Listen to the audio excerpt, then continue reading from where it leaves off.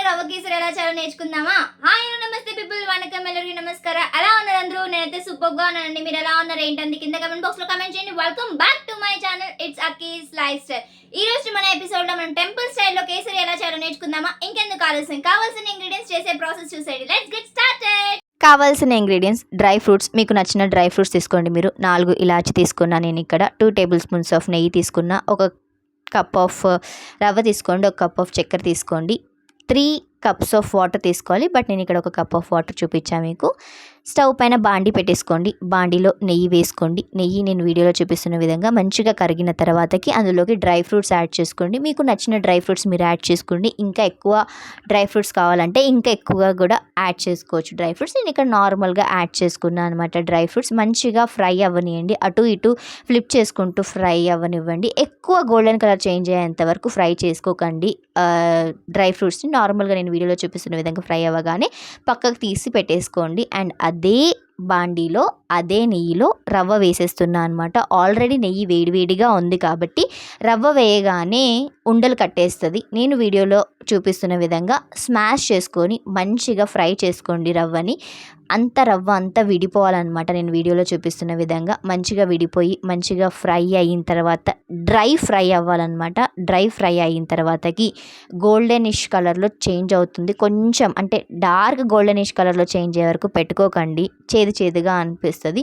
నార్మల్గా గోల్డెనిష్ కలర్లో, light goldenish కలర్లో చేంజ్ అయ్యేంత వరకు మంచిగా నేను వీడియోలో చూపిస్తున్న విధంగా నీట్గా ఫ్రై చేసుకొని వేరే బౌల్లో తీసేసుకొని పెట్టేసుకోండి ఇలాగా.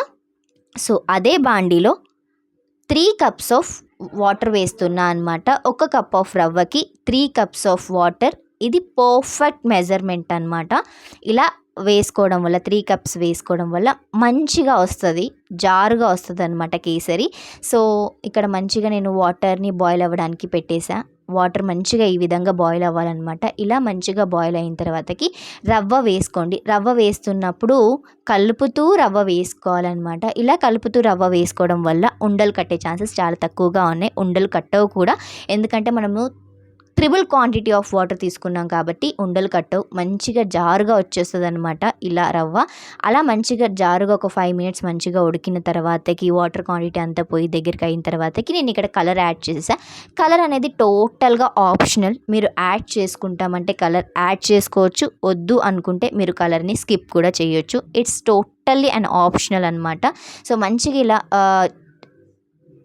రవ్వ అంత దగ్గరికి అయిన తర్వాతకి ఇలాచీ పౌడర్ అన్న వేసుకోండి, లేదా ఇలాచిని దంచన్న వేసుకోండి.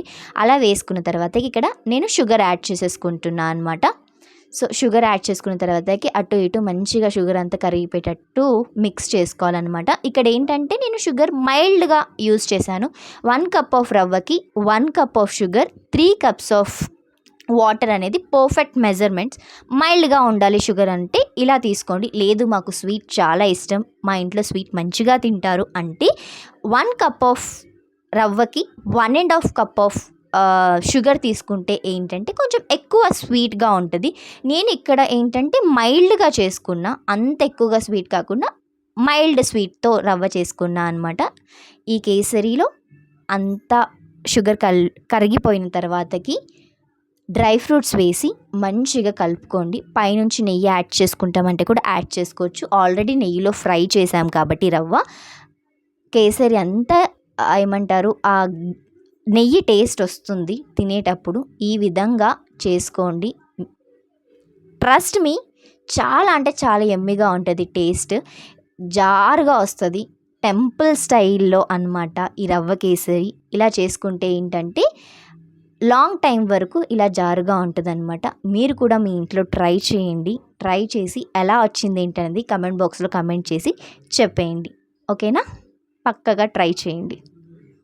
చూసారు కదండి వీడియో, ఎలా అనిపించింది? ఐ హోప్ మీకు ఈ వీడియో నచ్చింది అనుకుంటున్నా. సింపుల్ ఇంగ్రీడియంట్స్తో రవ్వ కేసరి మీరు ఒకసారి ఇలా ట్రై చేయండి. చాలా అంటే చాలా యమ్మీగా ఉంటుంది అనమాట కేసరి. మీరు ట్రై చేసి ఎలా వచ్చింది ఏంటని నా కమెంట్ బాక్స్లో కమెంట్ చేసి చెప్పేయండి. కొంచెం రవ్వ కేసరికి రవ్వ హల్వాకి స్లైట్గా ప్రాసెస్ డిఫరెన్స్ ఉంటుంది అంతే. నేను అప్కమింగ్ ఎపిసోడ్స్లో హల్వా ఎలా చేసుకోవాలనేది కూడా అప్లోడ్ చేస్తాను. ఆ నోటిఫికేషన్ మీకు రావాలి అంటే ఏం చేయాలో తెలుసు కదా, వెంటనే ఛానల్ సబ్స్క్రైబ్ చేసుకొని బెల్ ఐకాన్ యాక్టివేట్ చేసుకొని పెట్టుకోండి. నేను వీడియో అప్లోడ్ చేయగానే మీకు నోటిఫికేషన్ వచ్చేస్తుంది.